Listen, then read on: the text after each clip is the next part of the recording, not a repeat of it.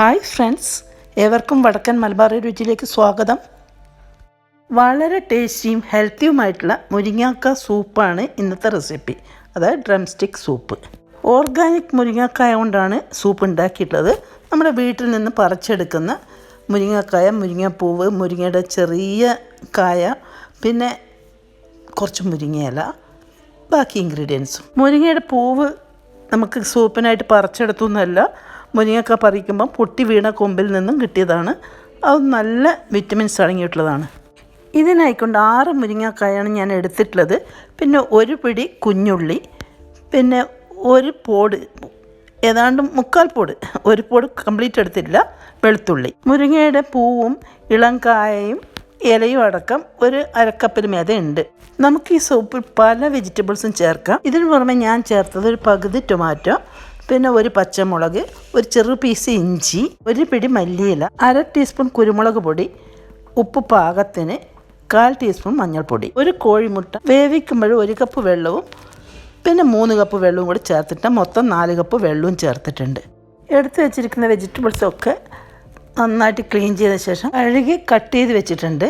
കൂടെ ഒരു പിടി ഗ്രീൻ പീസ് ഫ്രോസണാണ് എടുത്ത് വെച്ചിട്ടുണ്ട്.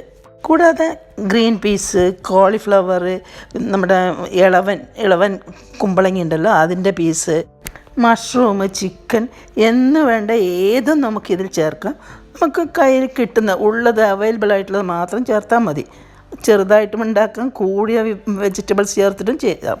സെലറി ഇങ്ങനെ ബഞ്ച് വാങ്ങിച്ചിട്ട് 2 തണ്ട് വീതം അടർത്തിയെടുത്തിട്ട് കട്ട് ചെയ്ത് ചേർത്താൽ മതി. ഞാനിങ്ങനെ പലതും മാറ്റി മാറ്റി ചേർക്കാറുണ്ട്. കോളിഫ്ലവർ വലിയ പൂക്കളായിട്ട് അടർത്തിയെടുത്തിട്ട് നന്നായിട്ട് വാഷ് ചെയ്ത ശേഷം കുറച്ച് വെള്ളം തിളപ്പിച്ചിട്ട് മഞ്ഞൾപ്പൊടി ഇട്ട് ഇത്തിരി ഉപ്പ് ഇട്ടിട്ട് ഈ പീസുകൾ അതിലിട്ട് ഒരു 2 മിനിറ്റും തിളച്ച ശേഷം അത് കോരിയെടുക്കും. എന്നിട്ട് ഒന്ന് ആറിയ ശേഷം ബോക്സിലാക്കിയിട്ട് ഫ്രിഡ്ജ് സൂക്ഷിക്കുക. ഇതിൽ നമ്മളെ ഫ്ലവറല്ലേ, അതിൻ്റെ ഉള്ളിൽ എന്തെങ്കിലും പുഴുക്കളോ പ്രാണികളോ എന്തുണ്ടെങ്കിലും അതെല്ലാം ക്ലീനായി വരും. അതിന് വേണ്ടിയിട്ട് അങ്ങനെ ചെയ്യുന്നത്. ആവശ്യത്തിന് 3-4 പീസ് എടുത്തിട്ട് നമുക്ക് സൂപ്പിൽ ചേർക്കാം. മുരിങ്ങാക്ക മസ്റ്റാണെന്ന് മാത്രം. ഈ ഒരു കപ്പിനാണ് വെള്ളം എടുക്കുന്നത്. ഇനി കുക്കർ എടുത്ത് കട്ട് ചെയ്ത് വെച്ച വെജിറ്റബിൾസും മഞ്ഞൾപ്പൊടി, കുരുമുളക് പൊടി, ഉപ്പ് എല്ലാം ഒന്ന് ചേർത്ത് 1 കപ്പ് വെള്ളം ഒഴിച്ചിട്ട് കുക്കർ അടച്ചിട്ട് ഒരു 3 വിസിൽ വരെ വെയിറ്റ് ചെയ്യും.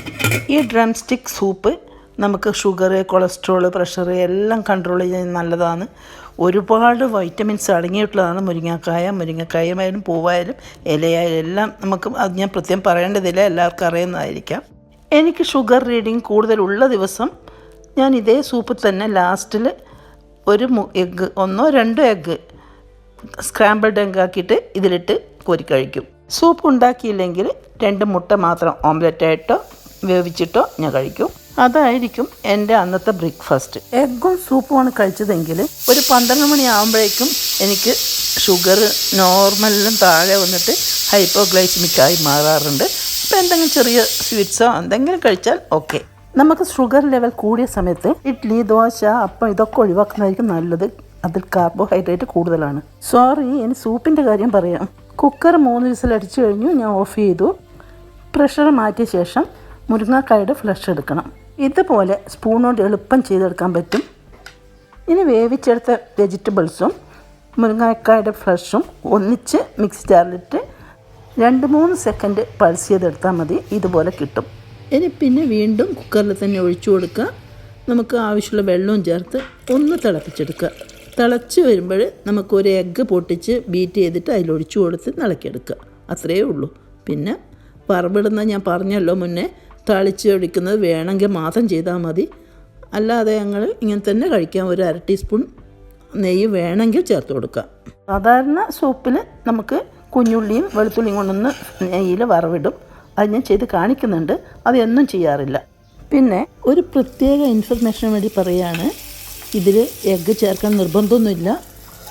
വെജിറ്റേറിയൻസിന് എഗ്ഗ് ചേർക്കാതെയും കഴിക്കാം. നല്ല ടേസ്റ്റി ആൻഡ് ഹെൽത്തി മുരിങ്ങക്ക സെലറി സൂപ്പ് റെഡി. മുരിങ്ങക്കായും സെലറിയും ഒന്നിച്ച് സൂപ്പ് വെക്കുന്നത് കിഡ്നി സ്റ്റോണിൻ്റെ പ്രശ്നങ്ങളെല്ലാം ഉള്ളവർക്ക് വളരെ ഒരു വിശേഷപ്പെട്ട വാർത്തയാണ്. ഈ സൂപ്പ് തുടർന്ന് കുറച്ച് ദിവസം കഴിക്കുകയാണെങ്കിൽ കിഡ്നി സ്റ്റോൺ കൊണ്ട് വേദന ഉണ്ടാകുന്നവർക്കും ഈ കിഡ്നി സ്റ്റോൺ നമ്മുടെ അലിയിച്ചിട്ട് മൂത്രത്തിലൂടെ അത് പുറന്തള്ളപ്പെടാനും സഹായിക്കും. കൂടാതെ ഞെരിഞ്ഞിൽ ചതച്ചിട്ട് വെള്ളം വെച്ച് കുടിക്കുന്നതും വളരെ നല്ലതാണ്. ഒത്തിരി വൈറ്റമിൻസ് അടങ്ങിയിട്ടുള്ളൊരു സൂപ്പാണിത്.